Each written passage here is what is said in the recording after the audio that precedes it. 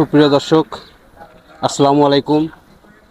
আজকে এমন একজন গুণী ব্যক্তির সামনে দাঁড়িয়েছি, যিনি বাংলা চলচ্চিত্রের একজন সবচেয়ে মেধাবী এবং জনপ্রিয় একজন সিনেমার কারিগর, যিনি এই সিনেমা জগতে তার ঐতিহাসিক অনেক ছবি দিয়ে প্রমাণ করেছেন তিনি একজন মাস্টার মেকার।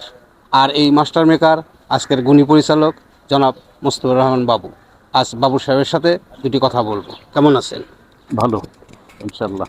আপনি নেক্সট ছবি সুপ্রিয় দর্শক, আমি চলচ্চিত্র পরিচালক মোস্তাফিজুর রহমান বাবু। ইতিপূর্বে আমার 25টা ছবি মুক্তি পেয়েছে। আপনারা আমার সব ছবি দেখেছেন। সুপারহিট অনেক ছবি আপনাদের উপহার দিয়েছি। তো ইদানিং আমার একটা ছবি সরকারি অনুদানপ্রাপ্ত, ছবিটির নাম ময়নার চর।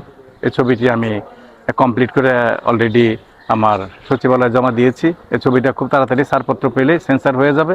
ইনশাল্লাহ আগামী মাসে ছবিটি, এই ময়নার চর ছবিটি মুক্তি পাবে। তো আপনারা এই ছবিটি দেখবেন। অনেক সুন্দর একটি বাংলাদেশের সেই বৈচিত্র্যময় সেই গ্রাম্য দৃশ্য, সেই নদীমাতৃক মানুষের নৌকার জীবন, মাঝিদের জীবন, ঘূর্ণিঝড় 10 নম্বর সিগন্যাল, এখান থেকে সেই গিয়ে আশ্রয় কেন্দ্রে যাওয়া। তো এই যে একটা প্রাকৃতিক সৌন্দর্যমণ্ডিত একটা গল্প, যেখানে মহিষের ঝাঁক, যেখানে ভেড়া, যেখানে নৌকায় মানুষ নদী পারাপার হচ্ছে, যেখানে ঘূর্ণিঝড় হলে মানুষজন ডুবে মারা যায়, এদের জীবনের উপরেই গল্প। প্রাকৃতিক সৌন্দর্য মণ্ডিত এই গল্পটি আপনারা দেখবেন দর্শক, অনেক ভালো লাগবে আপনাদের কাছে। একদম গ্রাম বাংলার মানে কি, প্রত্যন্ত অঞ্চল, যেখানে কোনো ইলেকট্রিসিটি নাই, যেখানে কোনো রকম ইলেকট্রিক খাম্বা নাই, এমন একটি জায়গায় আমরা শুটিং করেছি। সেই নোয়াখালী, লক্ষ্মীপুর, সেই রামগতি নদী পার হয়ে চর আবদুল্লাহ, চর জহরুদ্দি, এই সমস্ত জায়গা চরের মধ্যে। তো ওই চরের মানুষের জীবন, ঘূর্ণিঝড়ের সাথে যুদ্ধ করে বেঁচে থাকা, মাছ ধরাটাই তাদের প্রধান পেশা। এদের জীবনের উপর একটা ব্যতিক্রমধর্মী গল্প। আমি ইতিপূর্বে অনেক সোশ্যাল ছবি বা অ্যাকশন ছবি, বিভিন্ন ধরনের ছবি নির্মাণ করেছি, বাট এই ধরনের ছবি একেবারে গ্রামের প্রত্যন্ত অঞ্চল, যেখানে একটা ইলেকট্রিক খাম্বা নাই, সেই জায়গার মানুষের জীবন নিয়ে একটা গল্প তৈরি করা, এটা অনেক চ্যালেঞ্জের ব্যাপার ছিল। এবং এত সুন্দর গল্প এবং এত সুন্দর মেকিং হয়েছে, ইনশাল্লাহ ছবিটি আপনাদের ভালো লাগবে।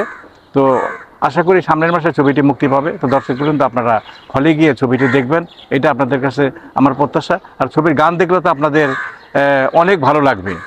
একটি গান আছে, পান খাওয়াইলো না রে ময়না, পান খাওয়াইলো না, ভেসকি দিয়া চইলা গেল, পান খাওয়াইলো না। এই গানটা তো আমি আশা করি ভাইরাল হয়ে যাবে এবং দর্শকবৃন্দ গানটি দেখবে এবং মুখে মুখে গাবে।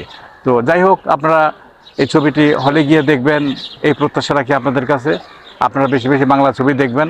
আপনাদের ভালো সুস্বাস্থ্য এবং সুন্দর জীবন কামনা করে শেষ করছি। ইনশাল্লাহ আমার জন্য দোয়া করবেন, আমার ছবির জন্য দোয়া করবেন। থ্যাংক ইউ দর্শকবৃন্দ।